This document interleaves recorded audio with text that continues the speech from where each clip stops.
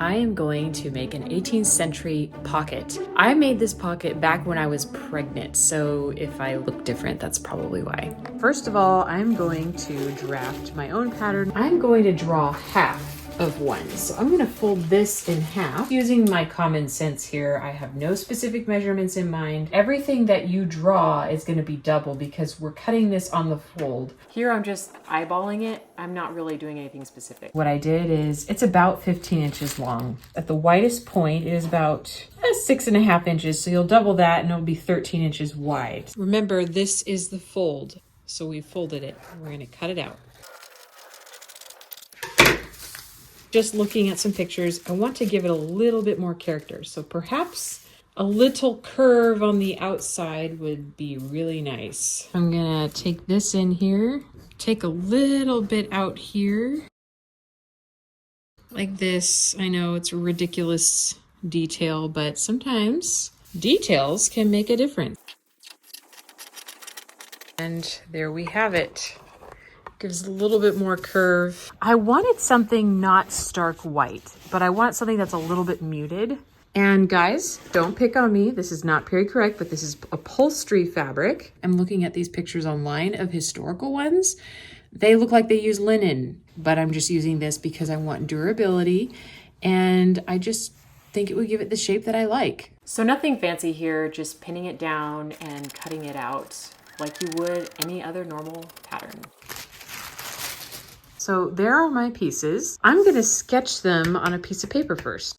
Just applying the principles of sketching what I see. So nothing super specific, but just sketching away. So this is basically the general design, and I'm going to translate that to my actual pocket. I'm just going to freehand it. Before I translate it, I actually have noticed that there is a slit down most 18th century pocket, down all 18th century pockets. It's not a pocket without a slit. So I'm gonna draw a line here of where I plan on cutting. And I started translating my sketch around that line to complement. And I'm gonna finish this later because sometimes when you're working on this side and you've got pencil marks, it can smear. And I don't wanna smear this with all pencil. So I'm gonna work on this one and work my way up. I forgot to mention, I bought a bunch of threads from Joann's. Okay, so I'm gonna start with the green, and I'm gonna make this kind of a thicker strand, and I'm gonna work on my green flower in the bottom corner.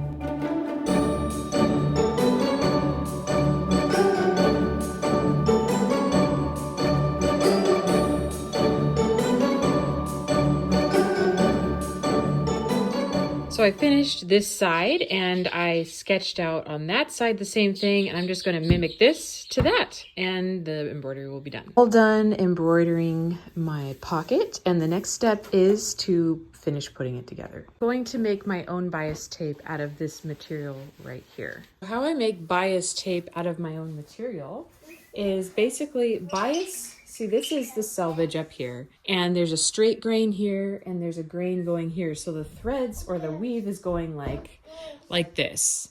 So basically the bias is going on a diagonal of your weave. So I'm gonna fold it diagonally like this, and I'm gonna take my ruler and cut right in the center. I want the longest strip I can get.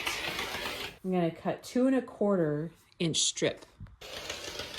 This is the bias, and it's a lot stretchier. So if you're going around curves, you're sewing this around curves, it'll curve really nicely. So I'm taking it to the iron and folding it in half and pressing it down. So now I'm gonna open up my folded strip, and I'm gonna take one edge and I'm gonna fold it to that middle fold right there.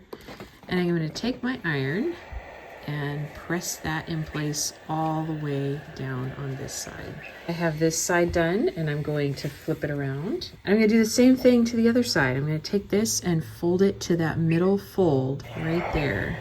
Press it all the way down. Now I have both sides folded, and I go back over it and I'll fold it and just repress it down like so. However, as I'm pressing a little bit less than 1/8 of an inch short on one side, and I'll show you in a minute why I do that.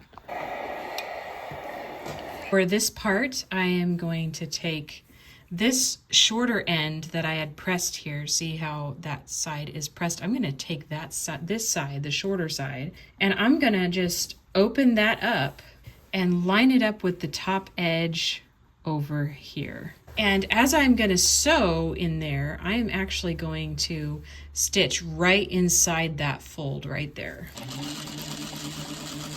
And as I'm getting down lower here, I'm going to shift this over and make sure that this fold right here touches that line. I don't know if you can see it, touches that line.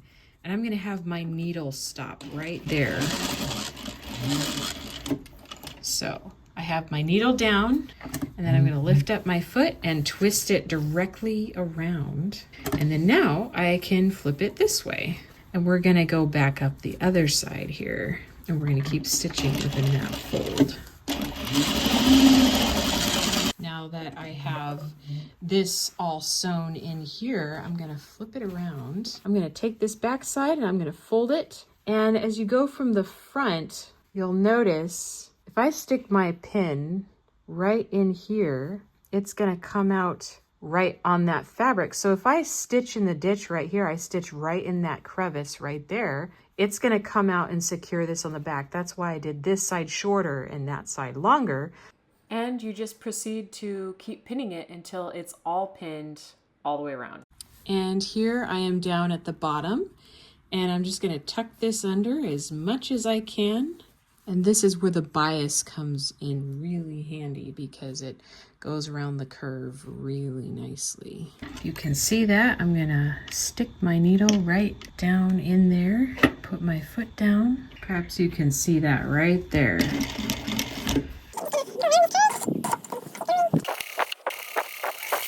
And here we have our little opening that is got the bias tape on it, and now we're ready to move to the next step. So this part is we're going to take the back piece, and these are both the wrong sides of the pocket, and so now I'm going to flip it and we're going to put wrong sides together. For this part, because I have them both together, I'm going to serge all the way around the edges with them together. If you do not have a serger, you can just use a regular sewing machine and do a regular stitch 1/4 of the inch around the edge.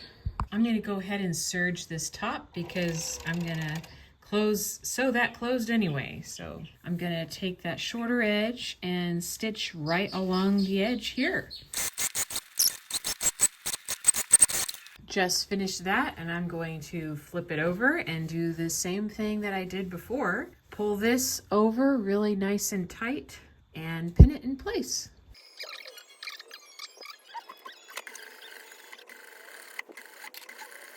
So this is the pocket. It's not quite finished yet. We have one more step to go. So basically I need to stick this ribbon on each side here somehow so that I can actually tie it around my waist.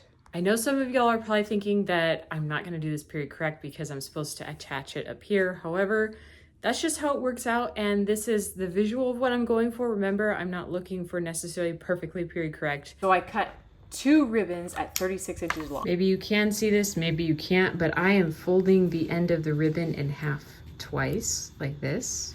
And you may only have to do it once, but I'm doing it twice. And I'm taking this side here and I'm sticking it into this little hole here into the bias tape, and I'm gonna stitch it down. All finished and ready to try on. I'm now not pregnant, so I could try it on and it fits perfectly, and my baby monitor fits, my Apple Watch, my earbuds, my USB stick, my camera remote, and the pilling remover. So it's all done and it fits all of this stuff. I hope this was helpful. Let me know what you think in the comments below. Hit that subscribe button if you enjoyed this, and I will see you next time.